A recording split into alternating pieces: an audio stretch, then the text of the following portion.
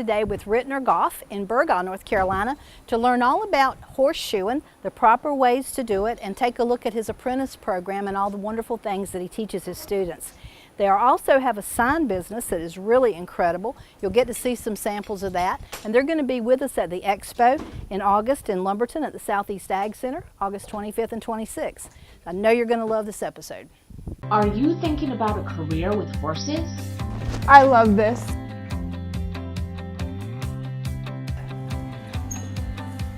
We love this.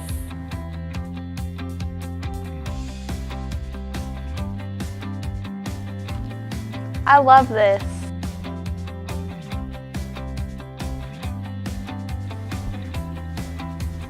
I love this.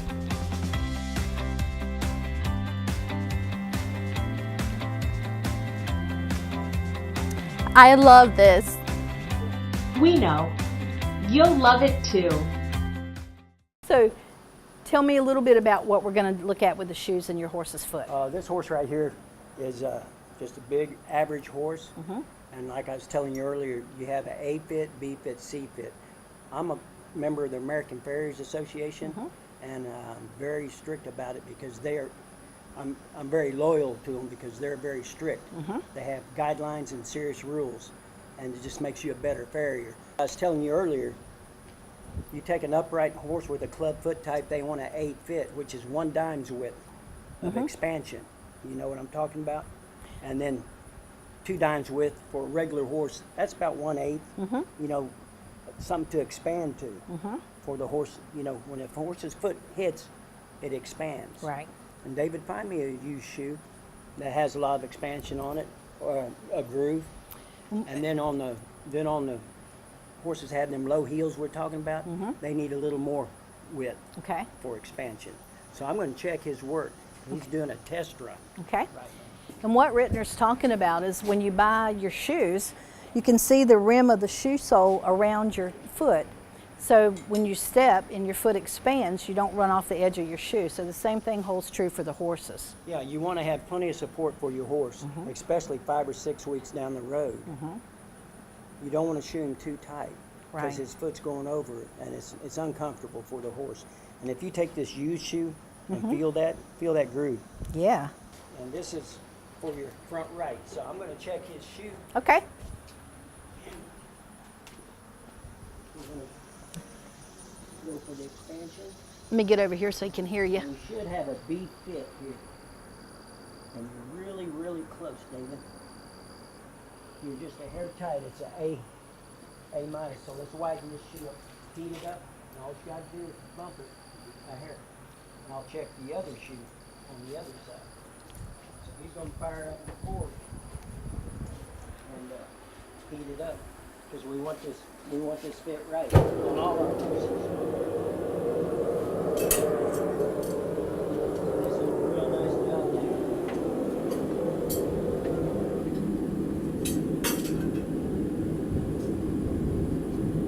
David, come here.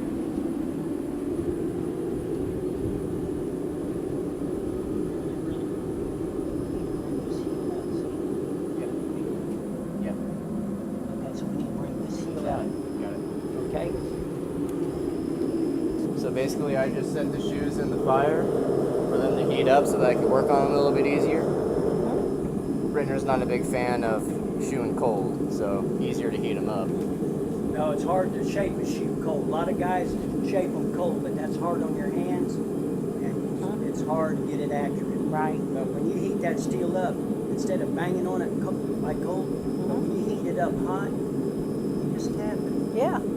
Hand me the ruler.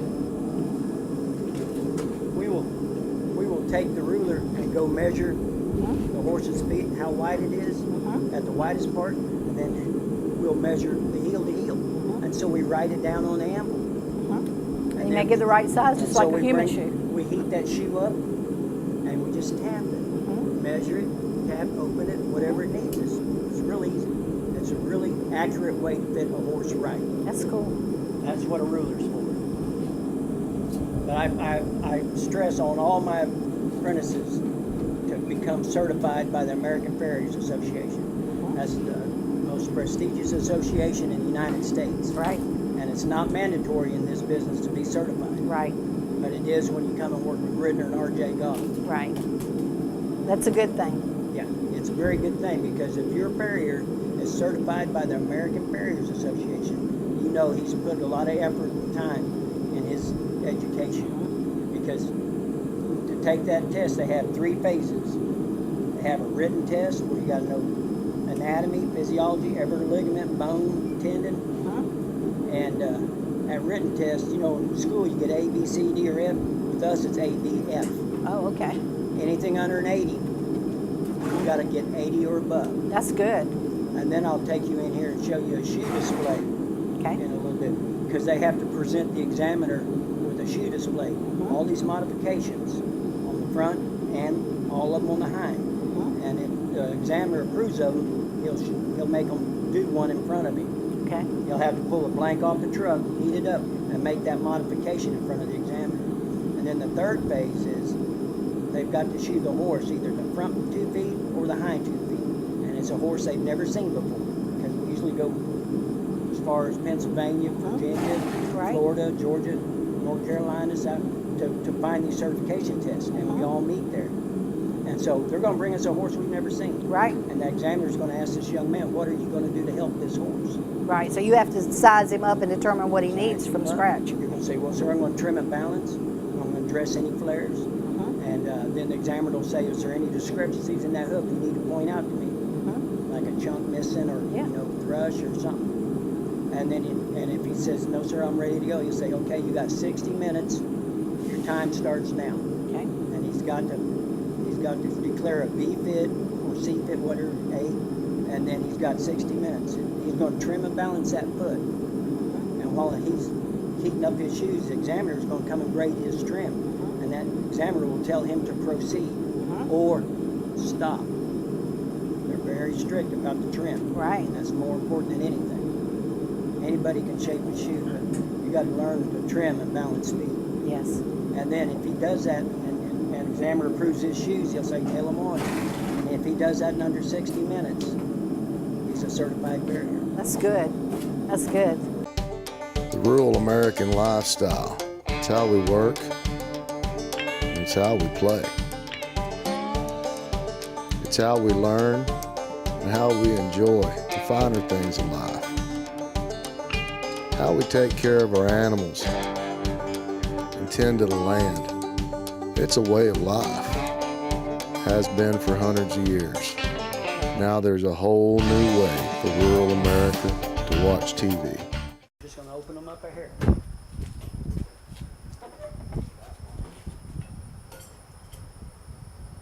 you go, just like that. That'll probably work right there, won't it? Yeah, I'd say so. And make sure it's level. Are you happy with it? Make sure it's level. Well, you got all that heat right there. You want that shoe perfectly level. Do they warp when you heat them a little bit? Well, when you work with them and you hit the top like what I did, it tends to make it, because you're on a round surface with a very flat It might Right. knock it out metal, of it level. might Yeah, a little like- bit. That's why I tell him to put it on there and make sure it's level. There you go. Use that.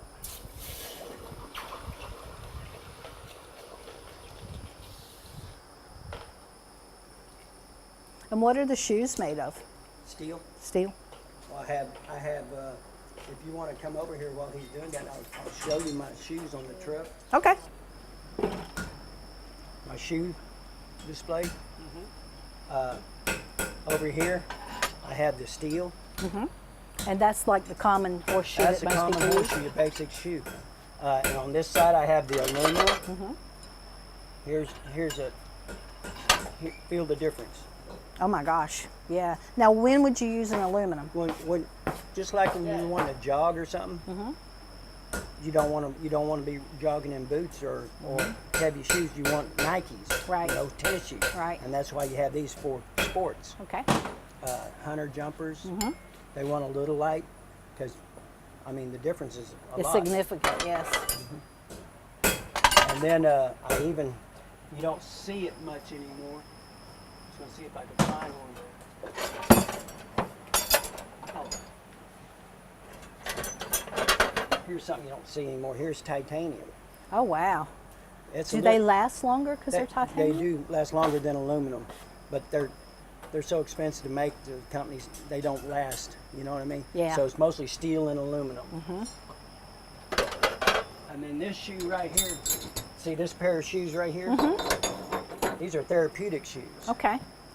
What I tell people, there's only 3 reasons to shoe a horse.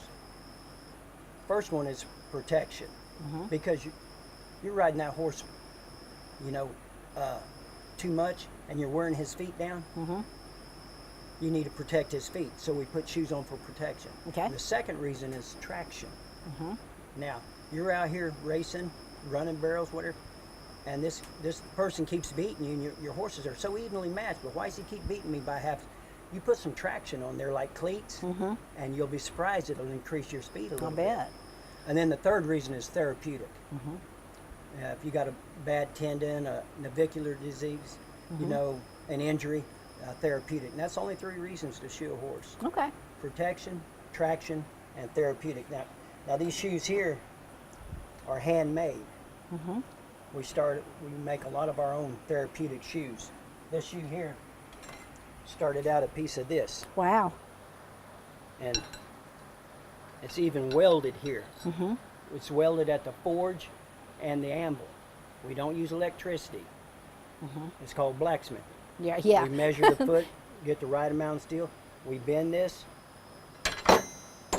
like that, and then we take. You can go ahead, son. Then we take our. See this tool here? See the crease? Yeah. We put it in there. Yep. You know, and hit it. And then we take a stamp to start the nail holes, right? Right. Up. And then we come back with a punch and punch the nails, and then we'll flip it over, and then we'll back punch it. Okay. And that's how you make a handmade shoe. And then this is closed in because it gives him additional support? Yes, because the tendons are bad right here, Right. or something. Or Like your heel. see, on an open shoe like this, the horse's foot sinks every time it loads. You ever Right. see it load? It really goes down. Right. Well, this supports that, Okay. and gives him a lot of relief. Hey there, I'm Christine Long, owner of Pineview Veterinary Hospital here in Bolton, North Carolina. We are an exclusive large animal veterinary practice. We provide 24/7 emergency care and routine services for horses, cows, sheep, goats, llamas, alpacas, and pigs.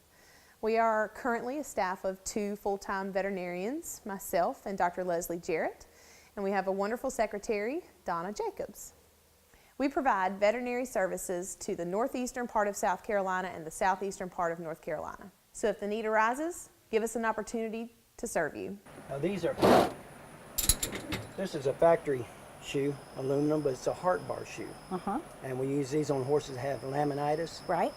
You've heard of founder and stuff. Yeah. This really help if you know how to apply them. You got to know how to apply I didn't know there this. was a shoe for a foundered horse, so that's Yes, interesting. there is. This is a Heartbar shoe. Okay. A lot of times I'll take a piece of leather and glue it on here so I can get the right amount of add- pressure, and I can hit the grinder and make the right amount of pressure, because sometimes frogs aren't perfectly flat. So this is a good investment.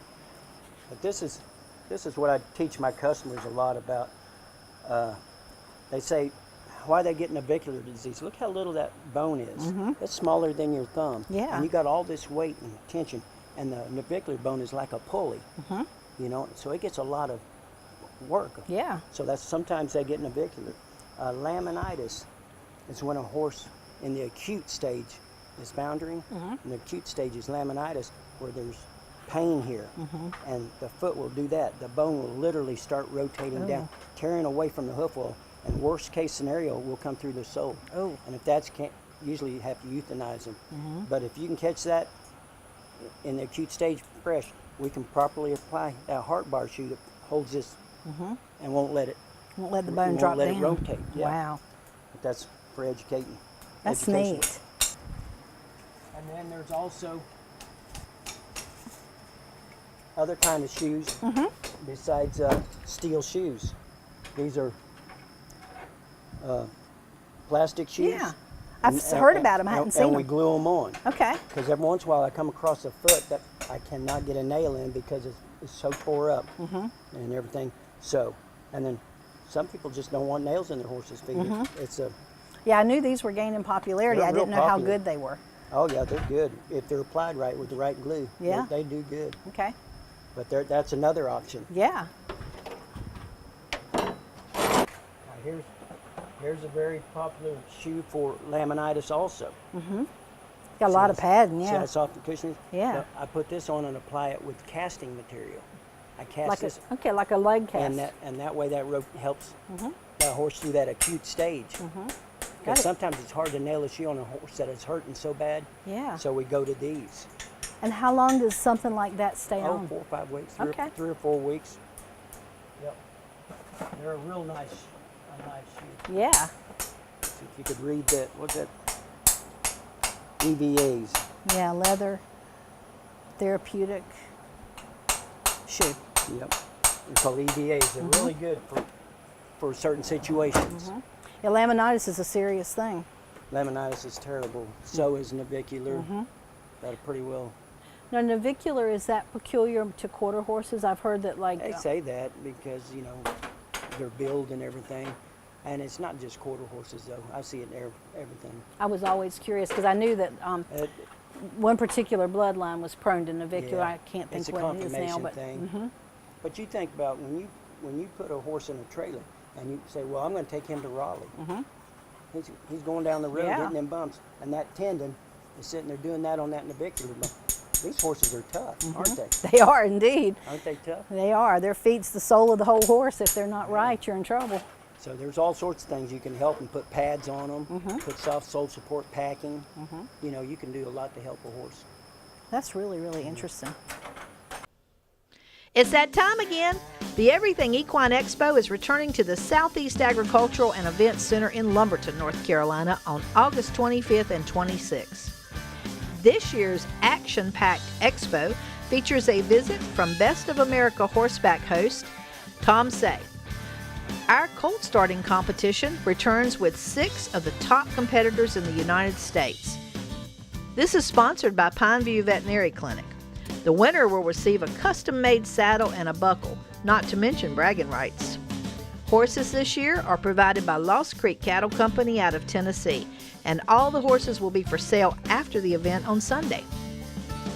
We have amazing clinicians, demos, shopping, and food. This year, we've added a little dancing in the dirt to the program on Saturday night, featuring the Ray Band. We've also added an extreme trail obstacle course competition. Tickets are on sale now.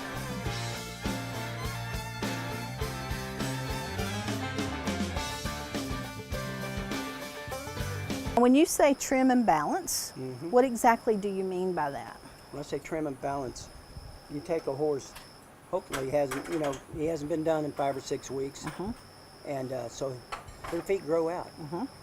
And all of them grow at different paces. I mean, mine Yeah, do. but this time of year, oh my God, summertime, they grow fast because everybody's, they're not using any energy to grow hair or Right. stay warm, right? Not this Yeah, time of year. that's for sure. So that energy goes, a lot of it to their feet. And so you need to do them a little tighter cycle. Shorten your shoeing cycle or trimming cycle. But you got to trim the excess toe off Right. and level the foot and balance it and put it on a stand and roll it, make it nice, smooth all the way around, but Right. trim and balance it as if he's barefooted. And trim and balancing for shoeing is a little bit different. My trim job for barefoot, I roll the toes and do a lot, but for shoeing I leave it nice and flat because I'm going to put a flat shoe on there, Right. So I have a different trim for my barefoot horses. And do different breeds require different types of trims? No, they're all basically trim and balance. Now you got different breeds like the long-footed horses. That's a whole different. And what breed is that? Saddlebreds, Okay. Tennessee Walkers, Things that have a lot of foot a action. lot of gait to them, Okay. and they use a package on their foot, and we don't do those. Yeah. I apprenticed with a man 30 some years ago. That's all he did, and I thought, wow, that's pretty cool, but I'm just going to stick to regular horses. This is our continuing education side. See these 3 anvils? You see these forges? There are 3 Burner, North Carolina NC tool forges, competition forges, and my boys come in here and practice in the evenings. We get together and we practice. We make shoe modifications and stuff, and this is what I was going to point out to you down here. This is a shoe display. These shoes all have modifications on it. This is a hind pattern with clips to help, you know, keep the shoe on, take stress off the nails. And here's a hind pattern with extended heels for support. This is a square toe shoe. Now here's a shoe with an outside trailer for support on the landing. Here's a front shoe with a toe clip. Keeps the shoe from sliding back. Takes another way of taking stress off. And remember I told you about borium? Feel that. Oh yeah, that does give you traction. Traction on pavement, because these police horses we do are on them streets, and you know in the hot summertime the oil comes up and stuff, so they need traction. Now, here's a shoe that has a roll toe and a pad. Now here's a shoe. I don't know if you see it, but it's got a rocker toe. Yeah. It's a little more aggressive. And Yeah, it it's helps kind of the brake wavy a over. little bit. It helps the brake over. And also it's tap and drilled. You can screw in traction device, cleats. Now here's a therapeutic. This is a bar shoe. The only thing different, it's bar shoe here, but it has an extra nail hole because that's part of the modifications. You got to be able to punch a nail hole. That's the shoe board. Okay. Here's my big anvil, my big board, 250-pound anvil. That's my buddy. And you see this forge here? 1, 2, 3, 4. Right. 4 burner. So this is for blacksmith. We like to do artwork and stuff. Of course, I got a welder here and stuff. But if you come over here, this is the beauty thing. This takes a lot of work off of me. This is called the Big Blue Hammer. Instead of me this thing runs off of air. Sorry, kid. Oh, neat. And it helps draw steel out. Yeah. But we have a plasma table. I'll show you here. But if you bring a sign or a picture of anything, we'll make it out of aluminum, steel, whatever. But you draw us a picture, and we'll design it on the computer, and then we'll cut it out. Here's a horse head we did. That is gorgeous. And I can show you some more in the bag. So it's a plasma cutter, like a high-powered welding kind of thing? Yeah, it runs off electricity and air. Oh, neat. I've got a large air compressor in the back room. But see that yellow thing on the end? It's got a little nozzle, and man, once she pushes go and gets everything, she'll come over here and do a test run on it without it cutting, make sure we're on the metal and don't go off the metal. You see all the different stuff she's cut out lately. But that thing, she'll push go. I mean, boy, it gets right down there and goes. That's crazy it good. Just follows it. It's very cool. Yeah. And then when it finishes, it goes back to the corner. And here's some more of our artwork. A lot of little things. Here's a sign. Sometimes we set up at the festivals and stuff. You see that? And then my girls like to fancy up horseshoes, That's pretty. you know. And here's a couple of future pumpkins. Right? You know, I'm getting ready to paint them orange. And here's a cross made out of handmade bar shoes. Really pretty. Isn't that pretty?